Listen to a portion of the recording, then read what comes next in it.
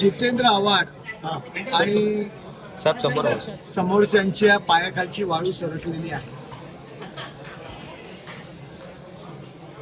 ते ठाणे लोकसभेमध्ये नरेश म्हस्के यांची उमेदवारी जाहीर झाल्यानंतर जे कार्यकर्ते कामाला लागलेले आहेत हे पाहिल्यानंतर त्यांची घाबरगुंडी झालेली आहे, म्हणून अशा पद्धतीचे ते आरोप करतायत.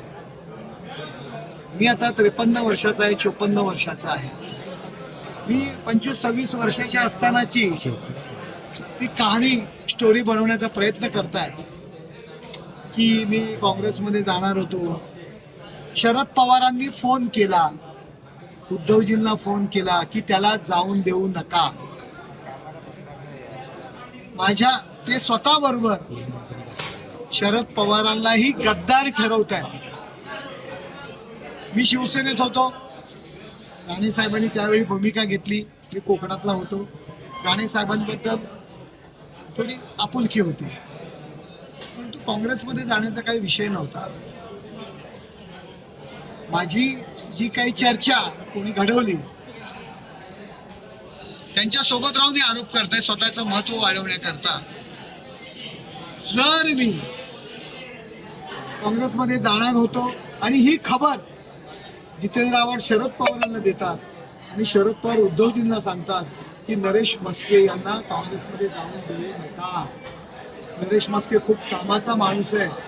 25व्या वर्षी 26व्या वर्षी माझ्या वयाच्या जर शरद पवारांना माझी दखल घ्यावी लागते तर त्यांनी माझं मोठेपण सिद्ध केल्याबद्दल मी प्रथम आभार मानतो.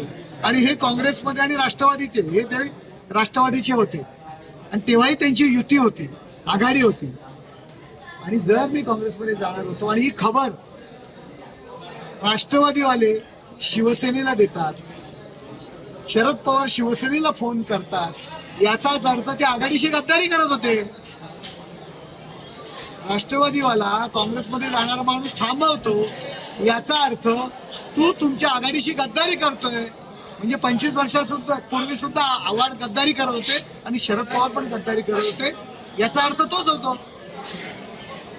केवळ तथोकल्पित ही सगळी स्टोरी आहे. नरेश म्हस्केला कुणाचा जर नरेश म्हस्केची जायची इच्छा असती तर कुणाचा जन्मदाता, त्याला वेगळा शब्द आहे, तो सुद्धा नरेश म्हस्केला कधी अडवू शकला नसता. आव्हाड काय आणखी कोण असतील, कुणाचाही जन्मदाता, मी शुद्ध मराठी शब्दात बोलतोय, की कोणी मला अडवू शकला नसता. मी शिवसैनिक आहे, शिवसेनेच्या भूमिकेशी मी किती प्रामाणिक आहे हे येणाऱ्या सर्व जनतेला. ह्याच आव्हाडांनी जेव्हा सुभाष भोईरांनी राज्यपाल नियुक्तीचा आमदारकीचा राजीनामा दिला त्यावेळी 12 बंगला येथे मला बोलवलं, अजितदादा यांना फोन लावून दिला आणि तू राष्ट्रवादीत ये, तुला मी राज्यपाल नियुक्त सदस्य जे सुभाष भोईरांनी राजीनामा दिला ते त्यांचं शिल्लक आहे ते देतो.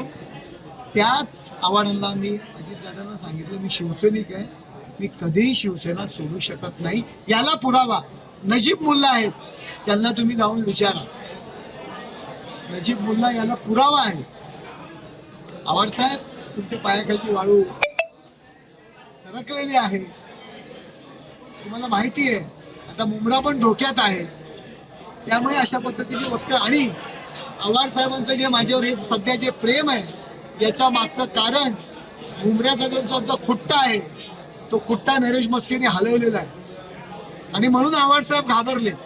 त्यांच्या सोबतचे नगरसेवक आज शिवसेनेच्या जोडीला आहेत, शिवसेनेचं काम करतायत राष्ट्रवादीचे नगरसेवक. हा खुट्टा आहे तो नरेश म्हस्केने हलवलेला आहे, त्याच्यामुळे अशा पद्धतीचे वक्तव्य करतायत. एबीपी माझा, उघडा डोळे बघा नीट.